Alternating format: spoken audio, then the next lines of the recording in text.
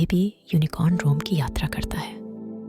एक समय की बात है, रिवेरिया की अद्भुत दुनिया में एक प्यारी गुलाबी बेबी यूनिकॉर्न थी जिसका नाम लूना था। लूना एक खास तरह की यूनिकॉर्न थी जिसे सपने देखना और नई जगहों की खोज करना बहुत पसंद था। एक दिन उसने एक बहुत ही खास जगह की यात्रा पर जाने का फैसला किया, इटली के शानदार शहर रोम। अध्याय 1, रोम की खोज। लूना अपने साहसिक कार्य के लिए तैयार हुई। उसने अपने छोटे बैग में कुछ जादुई चीजें रखीं। एक नक्शा जो अंधेरे में चमकता था, एक टोपी जो सूरज से बचाने के लिए, और रोम के बारे में जानने के लिए एक चित्र पुस्तक। अपने चमकते पंखों की एक झपकी से वह नीले आसमान की ओर उड़ चली। जब लूना रोम पहुंची तो वह मंत्रमुग्ध हो गई। उसके सामने बड़ी प्राचीन इमारतें और सुंदर फव्वारे खड़े थे। उसने अपने साहसिक कार्य की शुरुआत कोलोसियम का दौरा करके की, एक विशाल एम्फीथिएटर जहां कभी शो होते थे।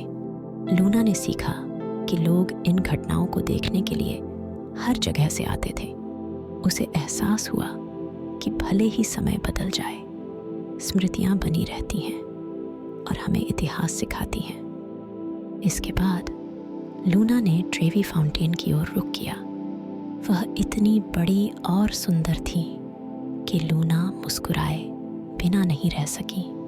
उसने सीखा कि लोग फव्वारे में एक सिक्का फेंकते हैं और एक इच्छा करते हैं।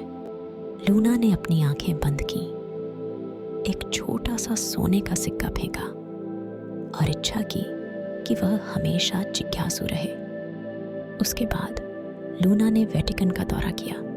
उसने चित्रों और मूर्तियों को आश्चर्य से देखा, यह महसूस करते हुए कि कला कहानियां सुना सकती है और सभी युगों के लोगों को जोड़ सकती है। लूना प्रेरित हुई और फैसला किया कि जब वह रिवेरिया वापस आएगी तो अपने साहसिक कार्य को चित्रित करेगी। लूना की यात्रा रोम के स्वादिष्ट जायकों की खोज के साथ जारी रही। उसने पिज्जा, पास्ता और इटालियन आइसक्रीम का स्वाद चखा, यह सीखते हुए कि प्रत्येक व्यंजन उसके लोगों की कहानी, उनकी परंपराओं और भोजन के प्रति उनके प्यार को बताता है। दिन के अंत में लूना एक छोटे शांत पार्क में पहुंची। उसने शहर पर सूरज ढलते हुए देखा। उसने सोचा कि उसने अब तक क्या सीखा है। उसे समझ आया कि यात्रा का मतलब सिर्फ नई जगहें देखना नहीं है, बल्कि नई संस्कृतियों की खोज, विभिन्न लोगों से मिलना और इतिहास से सीखना भी है। लूना खुश और आभारी महसूस कर रही थी इस दिन के लिए। उसे पता था कि हर जगह जो उसने देखी, हर कहानी जो उसने सुनी और हर स्वाद जो उसने खोजा, वह हमेशा उसके दिल में एक खजाना के रूप में रहेगा। जैसे जैसे चांद उगा, लूना ने रोम के तारों के नीचे सोने की तैयारी की। उसने खुद से वादा किया कि वह लगातार खोज और सीखती रहेगी, क्योंकि प्रत्येक यात्रा एक नया साहसिक कार्य है। और इस विचार के साथ लूना सो गई, रोम के सुंदर शहर में अपनी अगली खोजों के बारे में सपने देखते हुए। रात ने धीरे धीरे शहर और छोटी यूनिकॉर्न को अपने आगोश में लिया। जबकि तारे ऊपर चमक रहे थे, लूना की शांतिपूर्ण नींद पर नजर रखते हुए। अध्याय 2, रोम के छुपे हुए खजाने। सुबह की पहली किरणों के साथ जो रोम के शहर को रोशन कर रही थी, लूना जाग उठी। वह अपने साहसिक कार्य को जारी रखने और इस ऐतिहासिक शहर में छिपे हुए और भी अद्भुत चीजों को खोजने के लिए उत्सुक थी।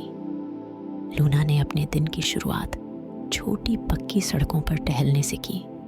वह आकर्षक छोटी दुकानों के सामने से गुजरी, जहां वियनॉइसरीज और कॉफ़ी की खुशबू उसे रुकने के लिए आमंत्रित कर रही थी। लूना जिज्ञासु होकर एक गरम क्रोइसैन का स्वाद चखा और खुशी से भर गई। उसने सीखा कि कभी-कभी सबसे छोटी चीज़ें सबसे बड़ी खुशी ला सकती हैं। इसके बाद वह पैंथियन की ओर चली, एक प्राचीन मंदिर जिसे चर्च में बदल दिया गया था। अंदर प्रवेश करते हुए लूना ने आकाश की ओर खुले बड़े गुंबद की ओर देखा। उसे अंदर नाचती हुई रोशनी से जादुई दृश्य देखकर आश्चर्य हुआ। लूना को समझ आया कि पुरानी इमारतें भी रोचक कहानियां सुना सकती हैं। अपनी खोज को जारी रखते हुए लूना पियाजा नवोना पहुंची। वहां उसने कलाकारों को चित्र बनाते, संगीतकारों को बजाते और बच्चों को फव्वारों के आसपास दौड़ते देखा। लूना को एहसास हुआ कि कला और संगीत विश्वव्यापी भाषाएं हैं, जिन्हें सभी लोग कोई फर्क नहीं पड़ता कि वे कहाँ से आते हैं, साझा करते हैं और पसंद करते हैं।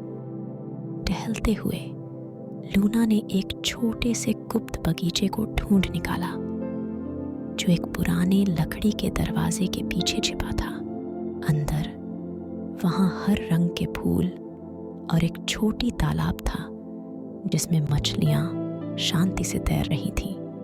लूना तालाब के पास बैठी, पानी की मधुर सरसराहट और पक्षियों की गान सुनते हुए उसने सीखा कि प्रकृति का अपना संगीत होता है और उसे सुनने के लिए समय निकालना आत्मा को शांत कर सकता है। इस शांत विराम के बाद लूना कैंपो दे फ्योरी के बाजार की ओर चली गई। वहां उसने ताज़ा फलों, रंगीन सब्जियों और खुशबूदार मसालों से भरे स्टालों को देखा। लूना ने ऐसे फलों का स्वाद चखा जो उसने पहले कभी नहीं देखे थे, और हर नया स्वाद उसके स्वाद कलियों के लिए एक साहसिक कार्य था। उसने सीखा कि नई चीजें खोजना उत्साहजनक और समृद्ध कर सकता है। सूरज डूबने लगा तो लूना ट्रेवी फाउंटेन पर वापस लौटी। वह चमकदार पानी के पास बैठ गई। उसने सोचा कि उसने अब तक क्या अद्भुत चीजें देखी और किन दोस्तों से मिली। लूना को समझ आया कि उसने जो हर व्यक्ति से मिली, उन्होंने उसकी यात्रा में एक अनोखा रंग जोड़ा।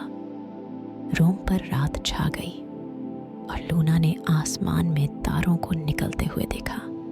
वह इस जादुई शहर में बिताए गए हर पल के लिए आभारी महसूस कर रही थी।